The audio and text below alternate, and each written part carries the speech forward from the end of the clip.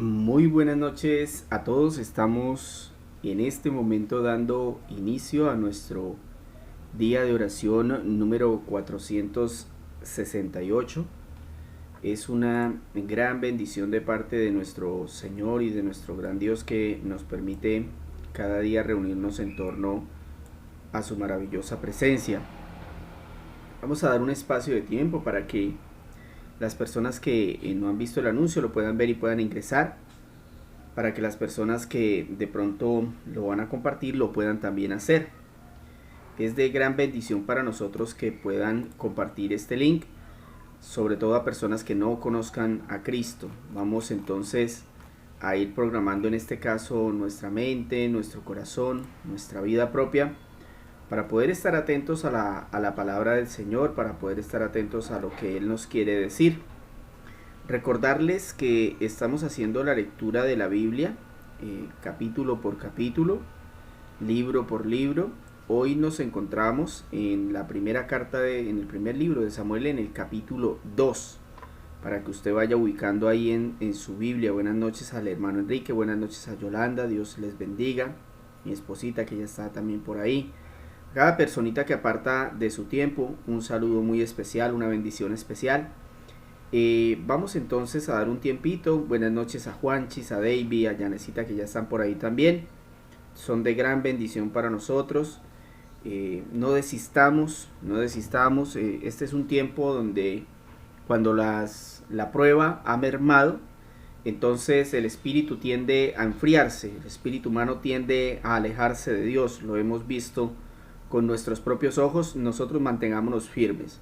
A pesar de las pruebas, a pesar de todas las circunstancias, estemos fuertes como la roca. Recordemos entonces, hoy vamos a ver el libro de Samuel, el primer libro de Samuel, el capítulo 2. El tema de hoy se llama Atentos a la profecía. Atentos a la profecía. De igual manera, entonces, como siempre les digo, tratar de organizarse muy bien, estarnos revisando, ¿no? En cómo estamos aplicando la palabra. Los niños, muy importante, todos los niños que nos escuchan desde casa, revísense. Ustedes han cambiado desde que el grupo de oración empezó. Se han hecho ustedes más obedientes al Señor. Se han hecho ustedes obedientes a sus padres. Ahora son mejores alumnos en el colegio. Porque la voluntad de Dios es que ustedes obedezcan a sus papás, y si la orden de sus papás es que ustedes estudien, sería bueno que ustedes miren si están obedeciendo a sus papás o si los están llevando a ira. Precisamente la palabra es para todos nosotros, pero hoy quería dirigirme a los niños, ¿no? Que sé que se conectan varios, mis sobrinos, los hijos de, en este caso, y familiares de la hermana Flor, sé que lo escuchan varios niños. Entonces mi consejo es ese, ¿no, niños? Si ustedes están escuchando la palabra de Dios, es para aplicarla también en sus vidas. No es solo para sus papás, ustedes también tienen que ver una transformación. Y esa transformación se tiene que ver en la obediencia, ¿cierto? Porque precisamente el tema de hoy nos va a ver la gravedad de cuando tenemos hijos desobedientes. Entonces, yo creo que es muy importante que nosotros vayamos enfocando a nuestros hijos y les demos ejemplo, ¿no? Porque si de pronto un hijo nos ve a nosotros que somos desconcentrados, que nosotros vamos a la oración o vamos al culto y estamos por ahí hablando con la vecina, o nos la pasamos en el celular haciendo otras cosas, mandando saludos, cosas que no tienen nada que ver con lo que estamos haciendo para el Señor, nuestros hijos van a tomar ese ejemplo y van a hacer lo mismo. Mientras que si en los ojos de sus hijos ellos ven en ustedes devoción, ellos ven en ustedes amor por el Señor, pues ellos ¿qué van a querer hacer? Lo mismo que usted hace, ¿cierto? Entonces vea qué importante esto que el Señor nos está dando el día de hoy, y eso que no hemos empezado.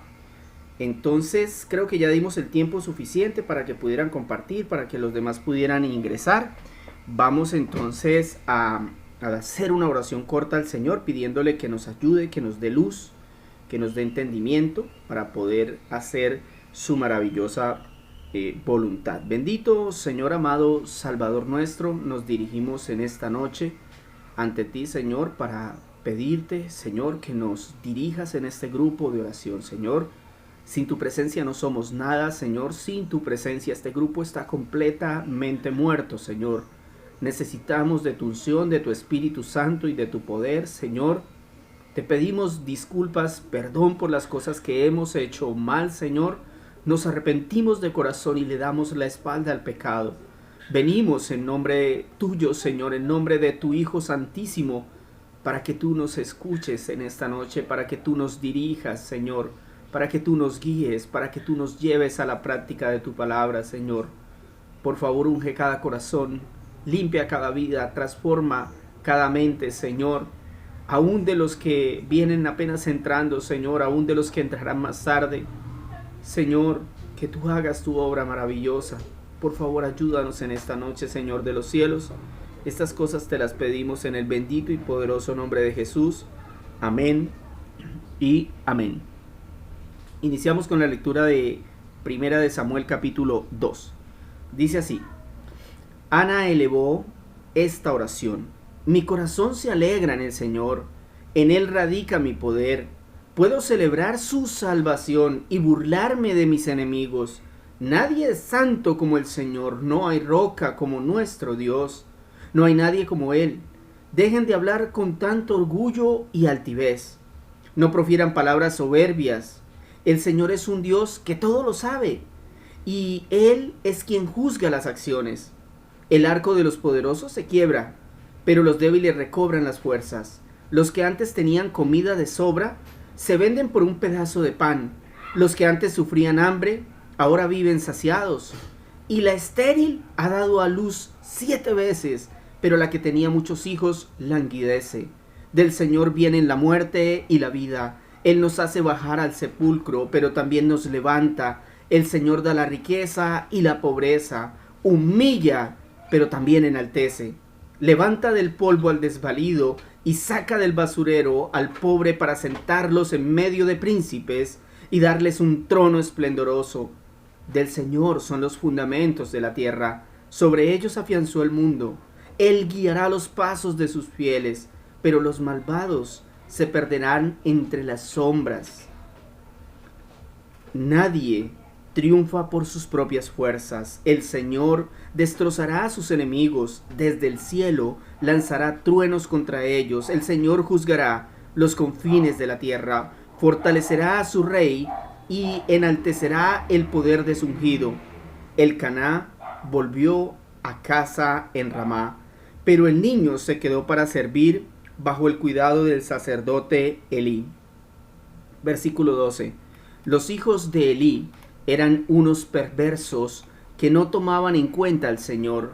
La costumbre de estos sacerdotes era la siguiente: cuando alguien ofrecía un sacrificio, el asistente del sacerdote se presentaba con un tenedor grande en la mano y mientras se cocía la carne metía el tenedor en la olla, en el caldero, en la cacerola o en la cazuela, y el sacerdote tomaba para sí todo lo que se enganchaba en el tenedor, de modo que trataban a todos los israelitas.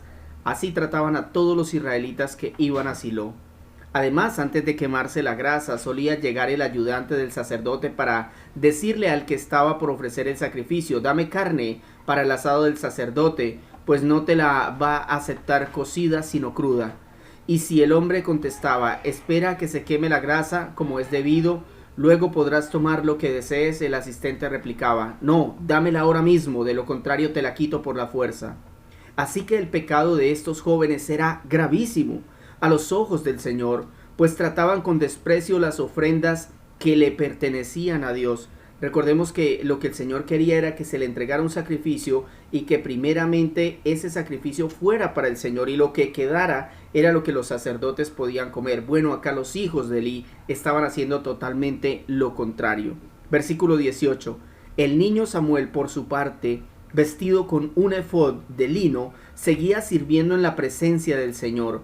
Cada año su madre le hacía una pequeña túnica y se la llevaba cuando iba con su esposo para ofrecer su sacrificio anual.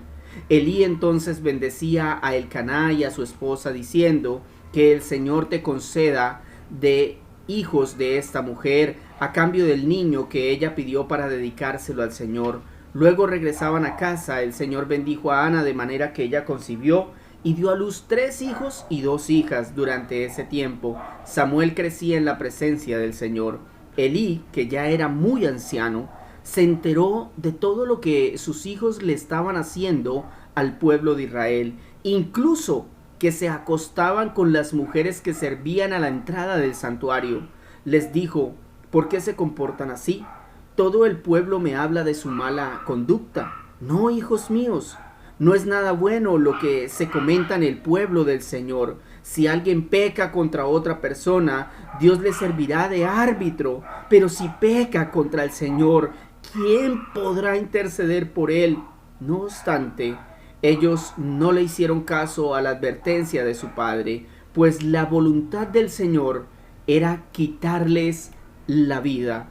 Por su parte, el niño Samuel seguía creciendo y ganándose el aprecio del Señor y de la gente. Un hombre de Dios fue a ver a Elí y le dijo: así dice el Señor, bien sabes que yo manifesté a tus antepasados cuando estaban en Egipto bajo el poder del faraón.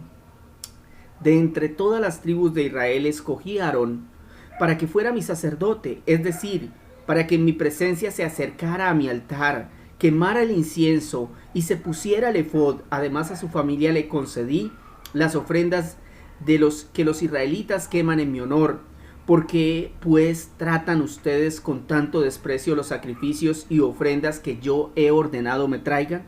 ¿Por qué honras a tus hijos más que a mí y los engordas con lo mejor de todas las ofrendas de mi pueblo Israel? Por lo tanto, dice el Señor, de ninguna manera permitiré que tus parientes me sirvan, aun cuando yo haya prometido que toda tu familia, tanto tus antepasados como tus descendientes, me sirvan siempre. Yo, el Señor Dios de Israel, lo afirmo. Yo honro a los que me honran y humillo a los que me desprecian. En efecto, se acerca el día en que acabaré con tu poder y con el de tu familia. Ninguno de tus descendientes llegará a viejo. Mirarás con envidia el bien que se le hará a Israel, y ninguno de tus descendientes llegará a viejo. Si permito que alguno de los tuyos continúe sirviendo en mi altar, será para arruinarte la vista y abatirte la vida. Todos tus descendientes morirán en la flor de la vida. Y te doy esta señal: tus 2 hijos, Ofni y Finés, morirán el mismo día. Pero yo levantaré a un sacerdote fiel, que hará mi voluntad y cumplirá mis deseos. Jamás le faltará descendencia, y vivirá una larga vida en presencia de mi ungido.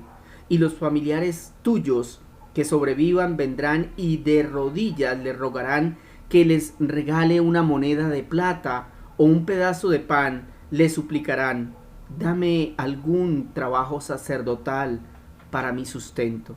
Qué impresionante este texto. Hemos terminado con la lectura de este segundo capítulo del primer libro de Samuel. Vamos a darle un poco de contexto, estemos muy atentos porque me parece que es un texto que nos va a dar una gran enseñanza.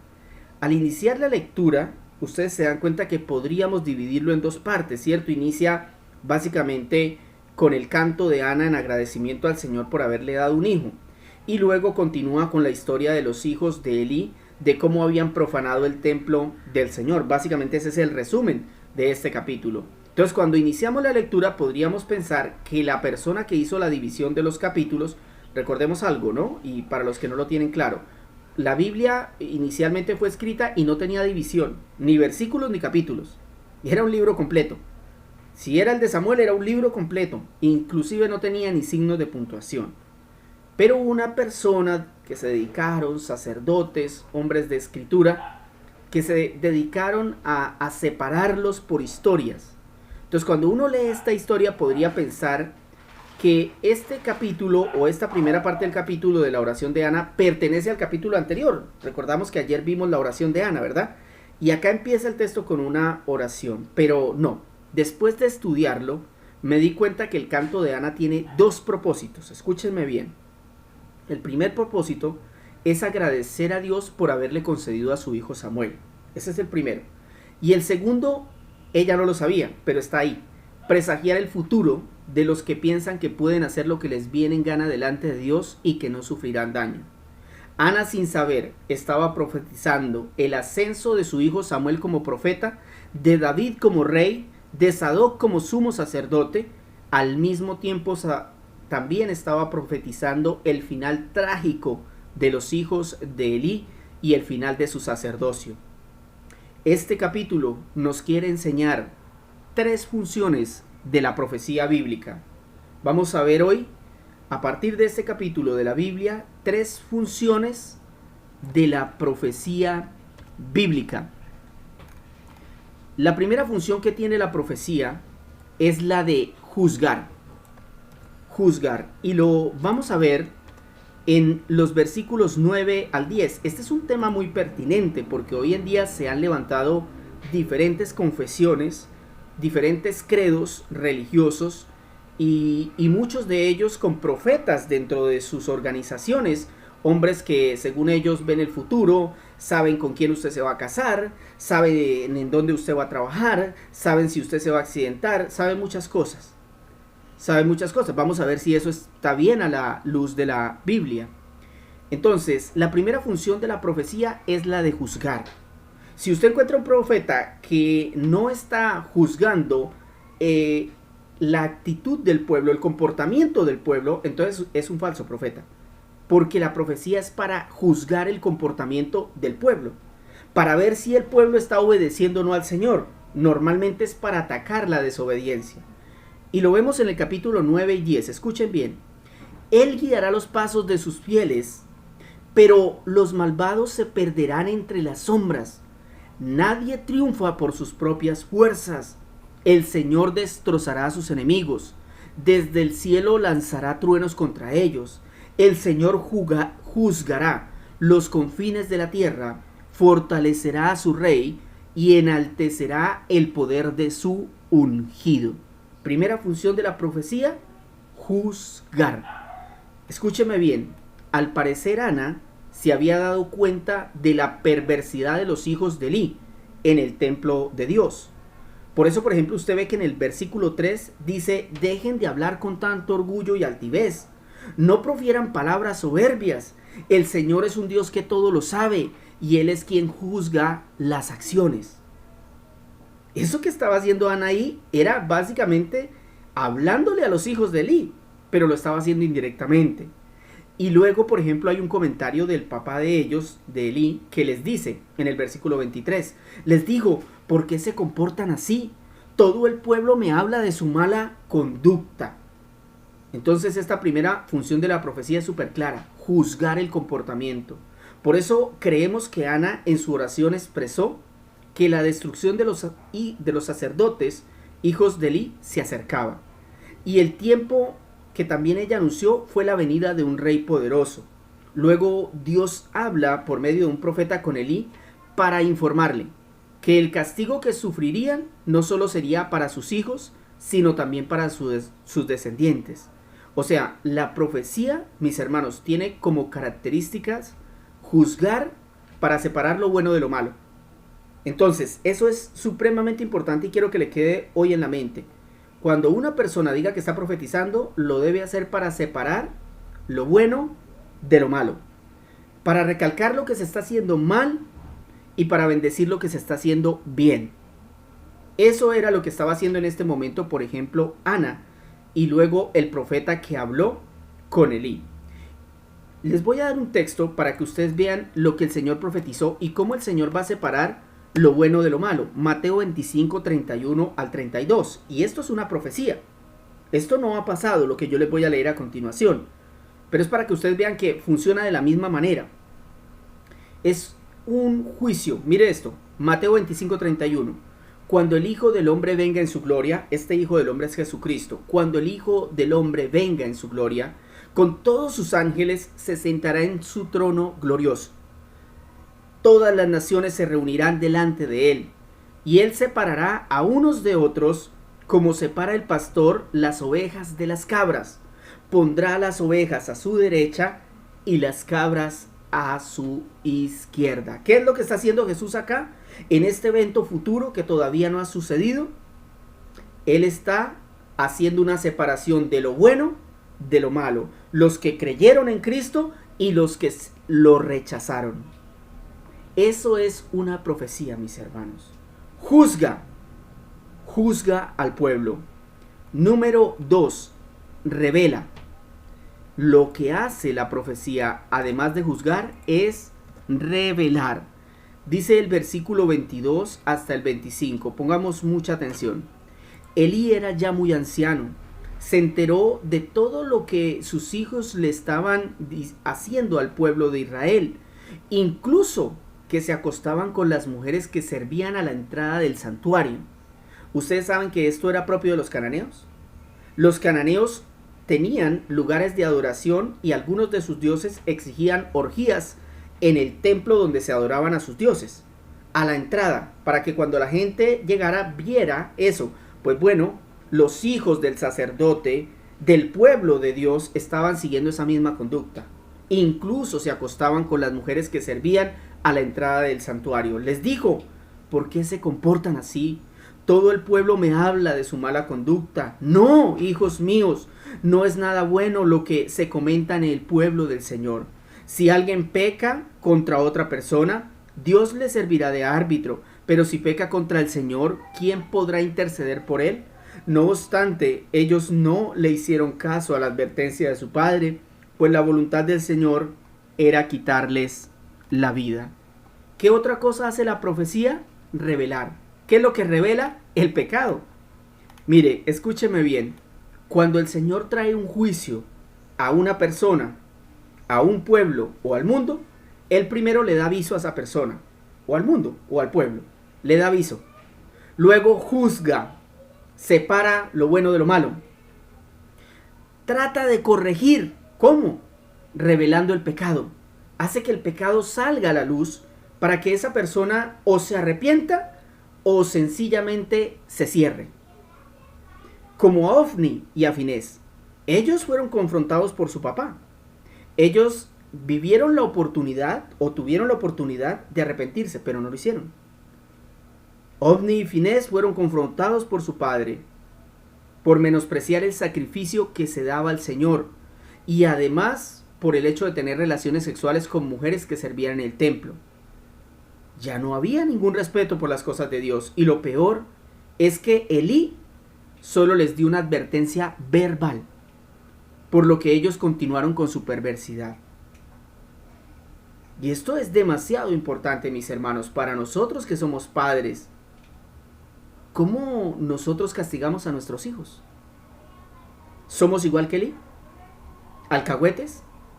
¿Con unas palabras bastan? ¿No hay ningún castigo? Pues vamos a ver lo que les pasó a estos hombres por el castigo de sus padres. Recordemos que esta generación de israelitas era famosa por violar mujeres. Tenía lugares de adoración paganos. Se asesinaban entre hermanos. Cada quien hacía lo que mejor le parecía. El Señor lo que está haciendo en este capítulo, por medio de la profecía, es poner toda la evidencia para justificar el castigo.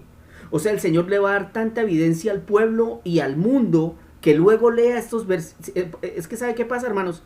Que las personas leen un pedazo y entonces dicen: uy, es que el Señor era muy duro. No, lea toda la Biblia.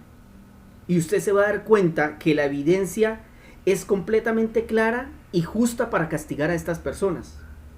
Entonces lo que el Señor está haciendo es poniendo toda la evidencia sobre la mesa y diciendo: mire, por eso es que los voy a castigar. Nosotros podríamos marcar una diferencia con estas personas. ¿Cuál es?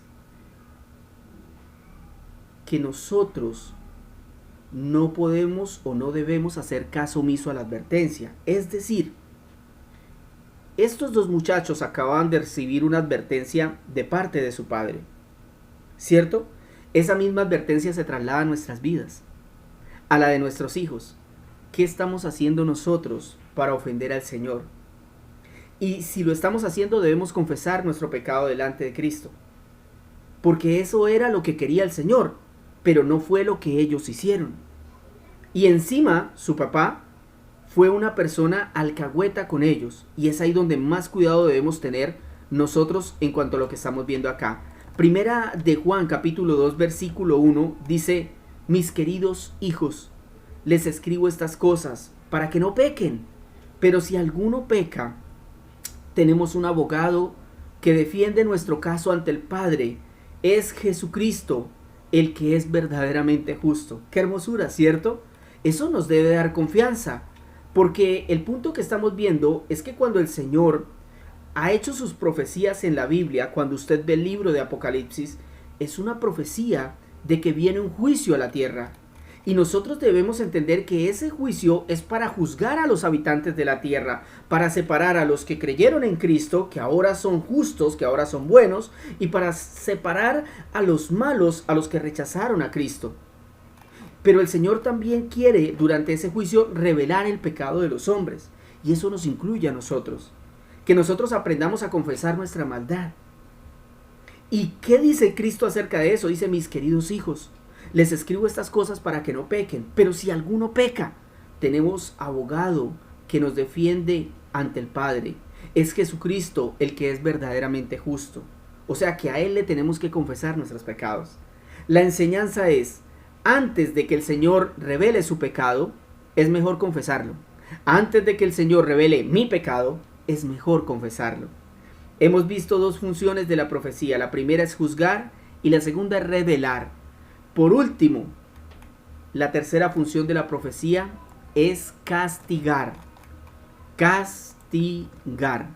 Vamos a verlo en los versículos 34 al 36. Miren lo que dice acá. Te doy esta señal. Tus dos hijos, Ofni y Finés, morirán el mismo día. Castigo, mis hermanos. Pero yo levantaré un sacerdote fiel que hará mi voluntad y cumplirá mis deseos. Jamás le faltará descendencia y vivirá una larga vida en presencia de mi ungido. Y los familiares tuyos que sobrevivan vendrán y de rodillas le rogarán que les regale una moneda de plata o un pedazo de pan. Le suplicarán: dame algún trabajo sacerdotal para mi sustento. Esto es literalmente una profecía.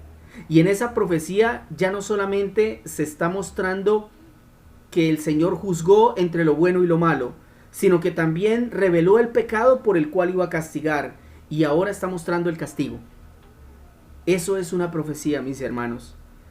Como Elí no quiso castigar y corregir a sus hijos, se había hecho cómplice de su pecado. No se haga cómplice del pecado de los demás, hermano.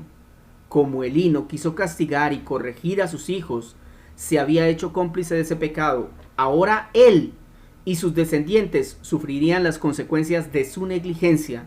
Sus hijos morirían.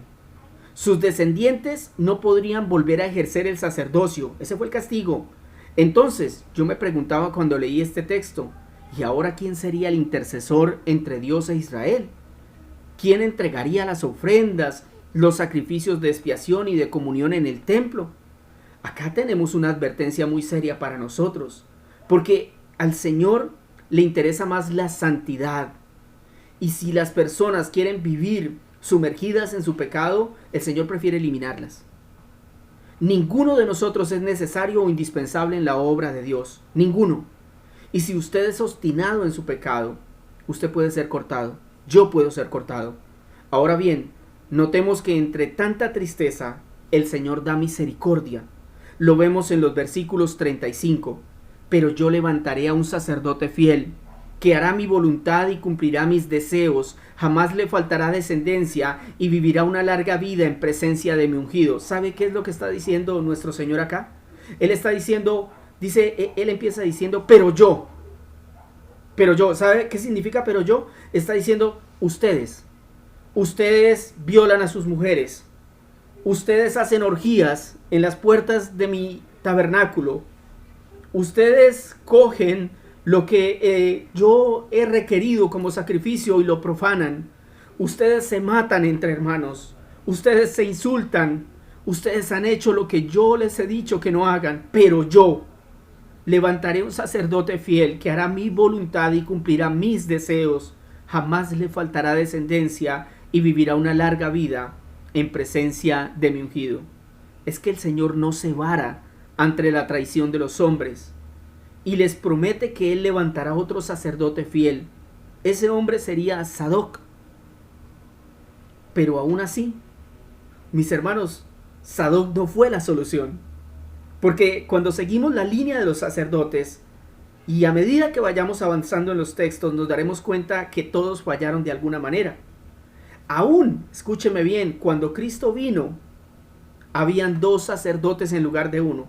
La norma era un solo sacerdote, pero cuando Cristo vino, habían 2. Anás y Caifás, enamorados del poder, vinculados con la corrupción, con la avaricia, con la opulencia, lejos de la adoración del Señor. Estaban tan lejos que no vieron al Mesías, no vieron a Cristo. Hicieron todo lo contrario, ordenaron su crucifixión. Lo que ellos no sabían es que estaban dando cumplimiento a las profecías. Ellos estaban siendo juzgados y su pecado había sido revelado. Ahora serían castigados. Por eso el sumo sacerdote Jesucristo transmite las siguientes palabras en el libro de Apocalipsis, capítulo 1, versículo 7. Miren que vienen las nubes y todos lo verán con sus propios ojos, incluso quienes lo traspasaron. Por él harán lamentación todos los pueblos de la tierra. Así será. Amén, dice el Señor. Creo, mis hermanos, que con este aprendizaje tenemos herramientas para enfrentar a los falsos profetas de este tiempo, ya que sus falsas profecías no cumplen ninguno de esos requisitos, sino que más bien hablan para satisfacer los deseos de nuestra carne, y no para avisarnos del juicio venidero y de la necesidad de arrepentimiento en Cristo.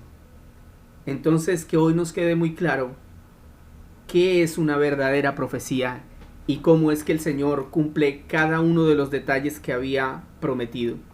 Oremos al Señor. Bendito y amado Salvador nuestro, gracias por tu maravillosa palabra en esta noche, Señor. Qué gran bendición, Señor, pero al mismo tiempo, qué dolor tan grande, Señor, ver cómo la negligencia de un padre puede llevar a la perdición de sus hijos, Señor. Yo te doy gracias, Señor, porque tú me rescataste, Señor. Tú has rescatado nuestras vidas. Te pido que me permitas ser un buen padre con mis hijos, Señor. Que me ayudes a cuidarlos, Señor, a guiarlos, para que no se desvíen, Señor, como estos 2 chicos que pertenecían al sacerdocio levítico de Israel y que iban a ser asesinados por ti, Señor, porque sencillamente habían profanado tu templo. Señor, ¿cuántos de nuestros hijos hoy están haciendo lo mismo? Hoy en día las personas no entienden que si son de Dios, su cuerpo es el templo del Espíritu Santo, y si lo profanan, están cayendo bajo el mismo juicio que estos 2 hombres. Señor, te pido que por favor nos des sabiduría para corregir a nuestros hijos, Señor. Perdona a nuestros padres si nos educaron de mala manera, Señor. Perdónalos si ellos no nos guiaron a través de tu palabra, Señor. Permítenos corregir el camino a aquellos que no te conocen en este momento, Señor. Perdónales, por favor, su grande error. Que no sea tarde, Señor, como lo fue en este caso para este padre, para Elí. Señor amado, yo sé que tú nos hablas porque tú sabes lo que va a suceder, Señor. Y sabemos que la palabra profética más segura es la que está en la palabra, Señor. Y que debemos cuidarnos de los falsos profetas que vienen al pueblo con mentiras, Señor. Y has traído esta palabra para que podamos entender las funciones que tiene una profecía. Y no es la de adularnos, no es la de cumplir nuestros sueños, no es la de decirnos el color de los ojos de un hijo, no. Es la de juzgar a la tierra. Los profetas venían para juzgar, incluso Juan el Bautista juzgó a la comunidad de aquel tiempo farisea y judaica por su comportamiento. Manada de víboras, les dijo. Él venía a juzgar, él venía a preparar el camino del Señor, él reveló el pecado de Israel y él les dijo que iban a ser castigados con fuego eterno. Señor, hoy te pido que nosotros nos aferremos a la palabra profética más segura, a la Biblia, Señor. y que cuando veamos las cosas que están sucediendo entendamos que tú estás a punto de venir, que aun cuando el mundo allá afuera disfruta como disfrutaban en tiempos de Noé, a pesar de que sabían que el diluvio venía, o en tiempos de Sodoma y Gomorra, que sabían que el fuego venía, pero no les importó, Señor, no les importó. De la misma manera sucederá en estos días cuando el Señor regrese en las nubes del cielo para separar a las ovejas de las cabras. Él cumplirá cada una de sus palabras y nosotros debemos permanecer firmes porque ninguno de nosotros es necesario o indispensable en la obra de Dios. Y si obstinadamente pecamos, seremos cortados. No lo dude ni por un momento, mi hermano. Debemos mantenernos en santidad. Debemos vivir vidas que agraden a Dios. Aún en medio de las pruebas debemos glorificar su nombre, Señor. Gracias por tu maravillosa palabra, Señor. Gracias por advertirnos, Señor. Gracias por avisarnos, mi Dios. Gracias, Señor. Te pido por las naciones de la tierra y por su continuo pecado, por la maldad de los hombres que no entendieron que nos diste una oportunidad a través de esta pandemia, pero las personas hoy han salido a la calle peor que antes de la pandemia, Señor. Y yo sé que tu juicio viene con más fuerza, Señor, pero yo te pido que tengas misericordia, Señor, que nos permitas predicarles la palabra, Señor, que des una oportunidad más. Sé que pido algo, Señor, que es casi imposible porque han tenido todas las oportunidades y te han rechazado, te han ofendido, han pisoteado tu sangre, Señor. Me refiero a familiares míos, me refiero a amigos míos que sé que están en pecado, que sé que han pisoteado tu pacto, tu sangre, Señor. Pero aún así te pido misericordia para ellos, Señor. Por favor, ayúdales a entender que se están enfrentando al Dios vivo, Señor. Ayúdales a entender que el juicio para ellos se acerca, que es inminente que ellos reconozcan su pecado, que van a ser castigados con severidad. Señor amado, yo te doy gracias por revelarte hoy en tu palabra. Amado Jesús, que tú proveas salvación, Señor, que tú proveas santidad a nuestra vida, que tú proveas entendimiento. Ayúdanos a permanecer firmes hasta el último día. Respáldanos de la manera que tú quieras, Señor. Oramos por los que tienen necesidades económicas, Señor, para que tú obres maravillosamente, Señor. Necesidades físicas, para que tú obres milagrosamente en aquellos que necesitan, Señor, que quieren y te piden por la sanación de una enfermedad. Señor, haz tu obra maravillosa. Por favor, ayúdanos a ver tu respuesta, Señor. Ayúdanos a aceptarla, Padre. Ayúdanos a estar siempre confiados en ti, a estar alegres, Señor, a estar gozosos, mi Dios, porque ahora pertenecemos a tu pueblo. Sabemos que no lo merecemos y por eso mismo, Señor, nos esforzamos porque has hecho una obra preciosa para salvarnos, para redimirnos, Señor, para llevarnos a la eternidad. Padre, ayúdanos para permanecer de esa misma manera. Une a más personas y ayuda a aquellos, Señor, que están empezando a crecer en la fe, a aferrarse más y más a ti, Señor. Provee para ellos en sus corazones al Espíritu Santo, Señor, para que los convenza de pecado, juicio, Señor, y justicia. Amado Rey, nos vamos a descansar, pero tranquilos de que hemos podido estar en tu presencia, de que hemos recibido tu palabra, Señor. Glorificamos tu nombre, te exaltamos y te bendecimos. Te pedimos que mañana, durante el culto dominical, tu iglesia sea llena de tu gloria, que en cada culto, Señor, tu nombre sea glorificado, que aquellas personas que por primera vez escuchan tu palabra sean transformados, que sus corazones sean cambiados, que tú hagas, Señor, tu obra y transformes los pensamientos, Señor, de cada una de esas personas. Que nosotros no permitamos que el maligno se atraviese cuando los llevemos a ese lugar. Señor, ayúdanos también a nosotros a estar concentrados, atendiendo a tu llamado, a tu palabra, a tu verdad. Bendice a los que predicarán mañana, Señor, en la comunidad Vida con Propósito. Ayúdales con tu Santo Espíritu. Fortalece al Pastor Ángelo y su equipo de predicación. Por favor, llénalos de tu Santo Espíritu. Ayúdales con poder y gloria, Señor. Haz milagros, mi Rey, si es necesario. Haz lo que tú quieras hacer, pero muévete, por favor, poderosamente en los cultos. Te lo suplico, Señor, en el bendito nombre de Jesús. Amén y amén. Mis hermanos, muchísimas gracias por haber estado con nosotros en esta noche. Les deseamos que el Señor les bendiga muchísimo y que pasen muy bonita noche. Si así el Señor lo permite, el lunes estaríamos nuevamente conectados. Que estén muy bien.